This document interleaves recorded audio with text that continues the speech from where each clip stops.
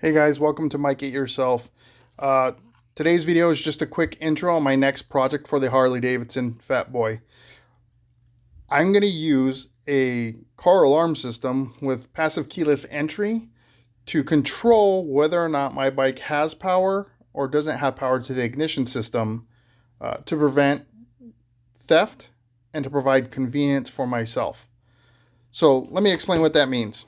On the older Harleys, you only have certain means to secure your bike. On my bike, I have a padlock to be able to lock the handlebars.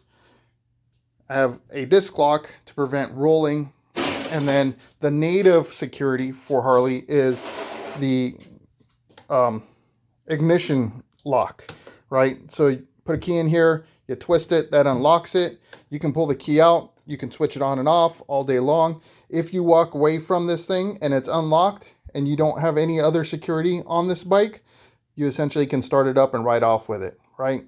So the newer Harleys now have a fob that detects whether or not you're on the bike, and you can start it if you have the fob with you. If you don't, there is a secondary security feature which allows you to put in a pin, and then that would allow you to start the bike if you didn't have your fob for whatever reason, right? So I'm going to use this car alarm system to essentially provide the same feature, right? So I'm using passive keyless entry, also known as PKE, to do this. It's pretty simple. I'm using the basic stuff of this alarm system to do it.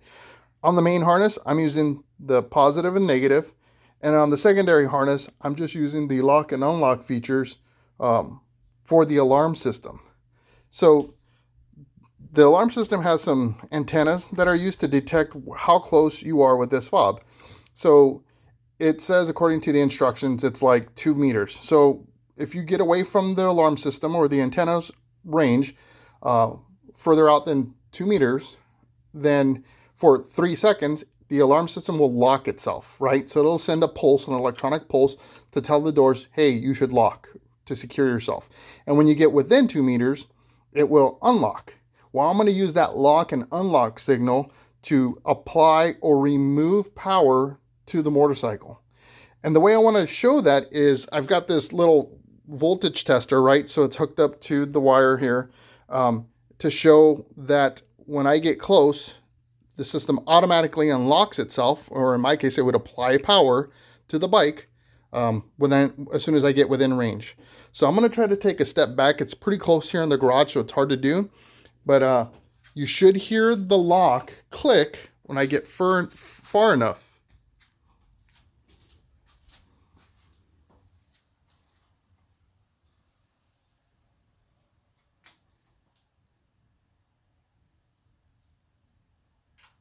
Okay, it just armed itself, so it would have removed power from my bike.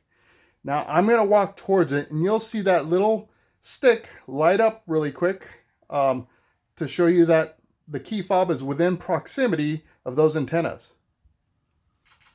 There you go. So I'm like I said, I'm very close here in my garage. So it detected it right away.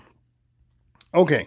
So just to kind of briefly go over it, because I don't want to bore you all too much with too much detail, but the way this all works out is essentially it sends that quick pulse. It's an electrical, message that gets sent off to a door lock normally in a car. What I'm going to be using is what they call latching relays. Okay, so normal relays are those little black cubes most of the time, and they're only active when power is applied and remains applied to it, right? So when you flip on the switch to, say, your floodlights, you're now running power to that relay, and that power remains there until you flip that switch off, right? In my case, I'm going to be using what they call latching relays. And what that means is it latches and stays in a particular status based on a signal being temporarily applied. So imagine you flip your fog lights on and then flip it off right away. On a normal system, it would just shut off the lights right away. In a latching relay system, it would leave them on, right? So that's why it's called a latching relay. It stays in that position.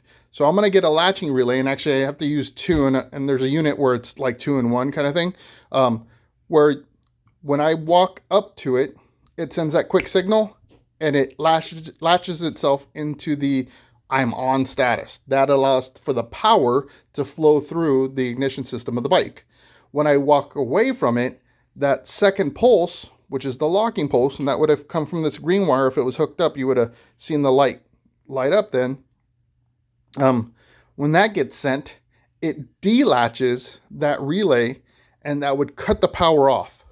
So now, in theory, right, I'll have the ability to leave my bike in the on state, and when I walk away, power just turns off, and when I walk up to it, power will just turn on. So again, it's just a layer of convenience. If I wanted to, I could also do it with the buttons to hit it on or off. So like if I wanted to, I'll just hit the unlock again. It does the same thing, right?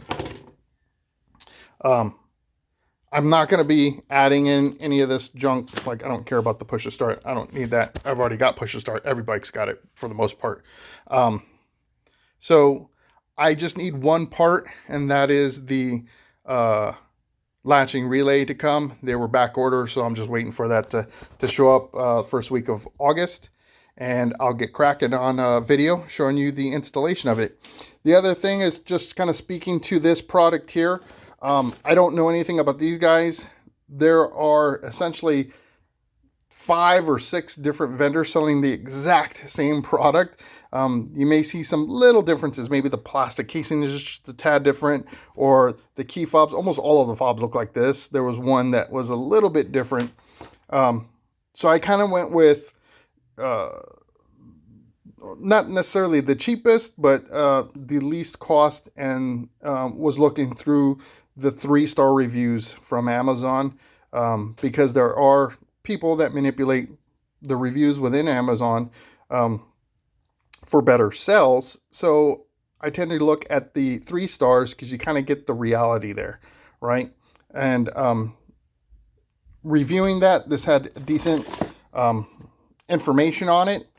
The instructions, if you've ever bought anything that essentially comes from, China or any other foreign country, the instructions aren't always worded the best, and it's because English is not their primary language. So no knock on them. They're trying to put something together that works for us. So as you go through the instructions, just know you'll run into some things that maybe don't sound right to you, but it's translated straight over. So that happens a lot with foreign languages, right? It just doesn't, some things just don't translate straight over. So when you read through the enabling or disabling of the passive key entry, they refer to it as opening PKE or closing PKE, enable, disable, right? So those are the little things you just got to look for. Again, they're not super detailed. They're not going to answer all your questions that you may have, but they give you an idea of how to operate this system. The wiring diagram isn't too bad either. Again, it kind of may have some words here that potentially don't make sense to you, just because, again, it's not grammatically correct when it comes to American English, but it gives you a gist of what you need to know. These are the traditional relays I was talking about. So this is something that you would use if you were going to install it just for your car, right? So some cars don't have electronic locks, right? Like if you have an old Mazda or something like that, that came with, manual windows and locks, you want to add in electronic locks, you can do it with this system. You have to get the locks itself.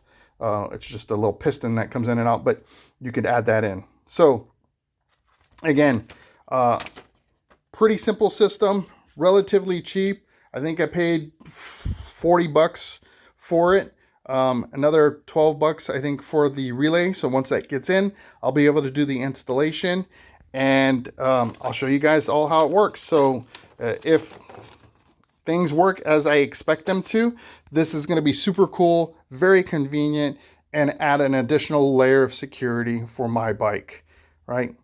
So again, I hope you really enjoyed this video. I look forward to doing the installation for you all, answering any questions you may have.